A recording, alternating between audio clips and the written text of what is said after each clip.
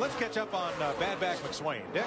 Well, Ricky Rudd, his driver, started in the 31st position, and right now he's running in the 6th.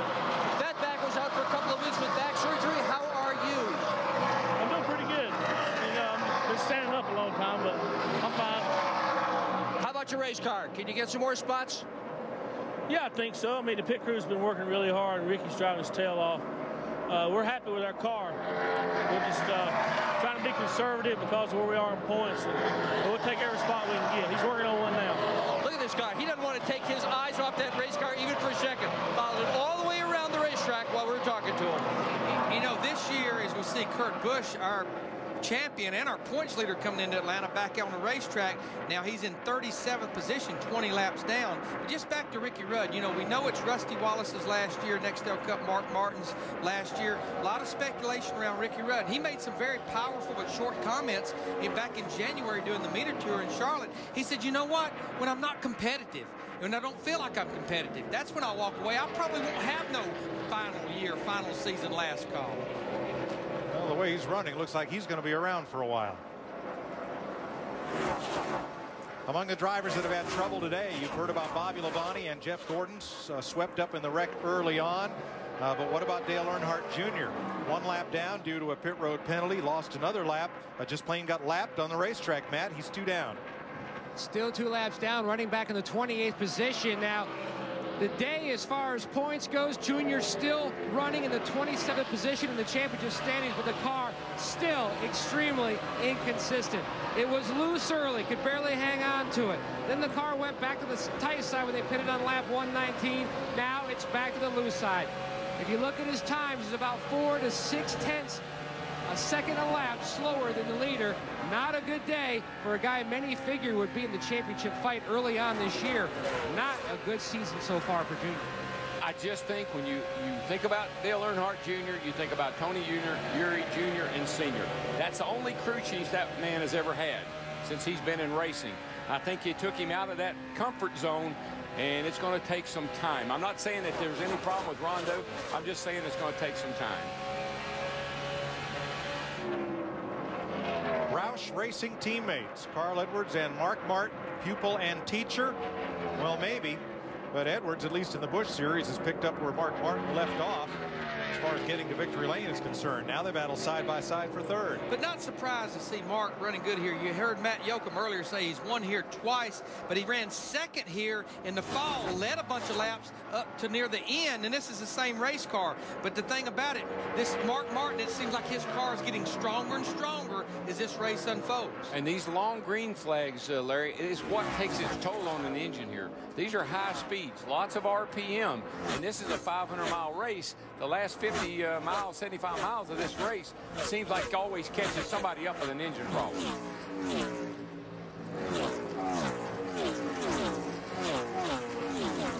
Ricky Rudd got past Elliott Sadler. That's a change at 5th place. Moves the 48-year-old into the top 5. Well, the Ford had won here in 15 races, but let me tell you, there are 1, 2, 3, 4, 5 of them in the top 6.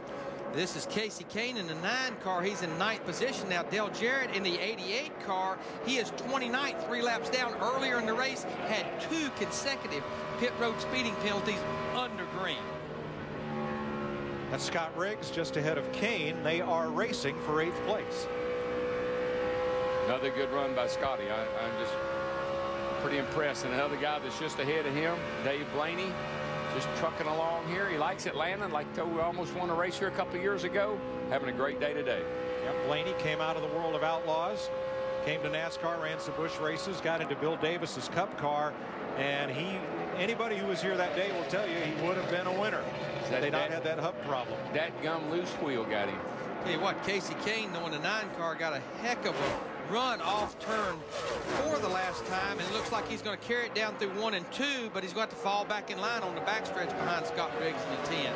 Let's update the man that had the penalty the last time we had a caution. Joe Nemechek had been running up in the top 5 for most of the race, hit the commit cones when they came to pit road, and right now he's only been able to get back to about 12th position.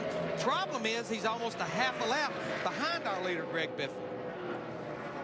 Just hard to make up that ground here. It's kind of, when you get in the back like it's kind of like, reminds me of the movie Gladiator. You know, every time you go in the arena, you get a little bit more competition, gets a little bit tougher. Well, now you're going to have to fight the Lions. Well, Darrell, remember, he restarted back in 16th position, and as many cars as we have a lap down with the inside line, that's like restarting in 32nd position.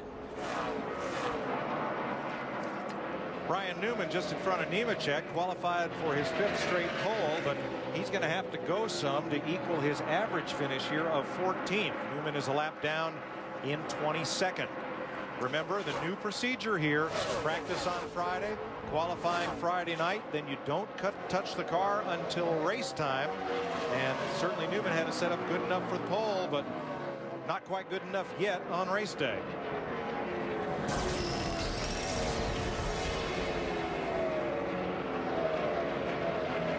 You see it qualifying on the mark, race after race, just that average finish. And I talked to some of the members of the Penske organization this morning, and they said, you know what, and we've talked about this, Darrell, they have to figure out how to close the deal, yes, start to finish. And, you know, it kind of reminds me of golf. Some guys can drive for, you know, they can drive the ball a mile, but they don't have a lot of finesse when it comes to the greens. Here's Jeannie.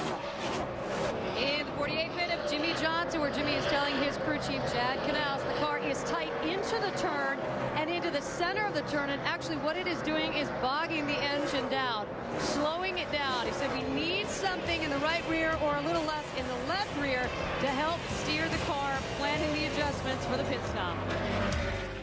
And here's where the past winners at Atlanta Fair, 3 of them in the top 5, Johnson, Martin, and Rudd, but the rest of them well down the list. Yeah, and those 2 guys at the very bottom there have, Gordon's got 4 wins there, Labonte's got 6. That's 10 wins at the bottom of the list. Caution is out. For the 5th time today, there is Bobby Hamilton Jr., who was trying to get back to the lead lap, crashing in turn 2. This caution will be a huge break for one of those past winners that was on that list, Tony Stewart, because he was not very far from going a lap down in that 20 car. And we were very, very close to green flag pit stop starting to break out. Yeah, you know, it always makes you wonder, you get that close to a stop, tire wear out, is that what happened? You know, he had the right front look like down. And Darrell, it's such a fine line here. We've been hearing these guys all day long talk about their cars being loose, their cars pushing. You can't have a car be loose, but at the same time, if you tighten it up too much, it just works that right front tire. Oh boy, if you these turns are so big here, and if you're leaning on that right front tire, you're leaning on that baby a long time. And during this run, Bobby Hamilton Jr. was running that car very hard, trying to stay in position to get the free pass. Instead, he causes the free pass, and it will go to Brian Vickers. And that's a shame. They had a great run at Las Vegas last week, finished 11th. Came here with another new car, sat on the outside of the front row. So this team's starting to turn it around if they can just get all the luck to work with them. It's baby steps, and they're taking them, and they're getting there, and that's encouraging. Dr. Dirt. Yeah, and I'm in Greg Biffle's pit. I've been here all day, and it's the same story. No major changes. They're going to let the right front tires sneeze 1/2 a pound of air pressure, but that's it. This set of tires has essentially the same code numbers as the tires that have come off the car. To Jeannie. From no major changes, how about the 48, where Jimmy Johnson saying all we've been able to do is keep up with the track? Maybe we should double our efforts. Translation, over just for what will be. Steve? Half around a wedge and a track bar adjustment for Carl Edwards. 4 tires, he's got just a little free. Matt? Trying to tighten up Mark Martin's race car as the 16 goes by, the 48 goes by. Mark was concerned right before this caution. He was starting to ease out of it a little bit. Thought he might have something amiss with that right front. But nothing else. Referring back the crew looking over the tires at this moment. See the real loser right there on those pit stops. Mark Martin in the 6 car. Those guys lose 2 positions. Jeff Burton's 31 team, they gain him 2 positions. Dave Blaney in the top 10 loses 3. Should see an arm pump there from Jeff Burton. We're riding in his car. He picked up 2 spots. You see right there, Greg Biffle, Jeff Burton. We talked about the positions gained. Of course, Biffle had none to gain. The fastest times on pit road. Mark Martin, one of the slowest. I think if you listen to Mark Martin's radio, though, and he says, you know, I feel something going on with that right front. A veteran driver, like he said, I'll squeeze out. I'll make it to the pit stop. Guy like Bobby Jr., you know, he doesn't feel that. Bam, into the wall.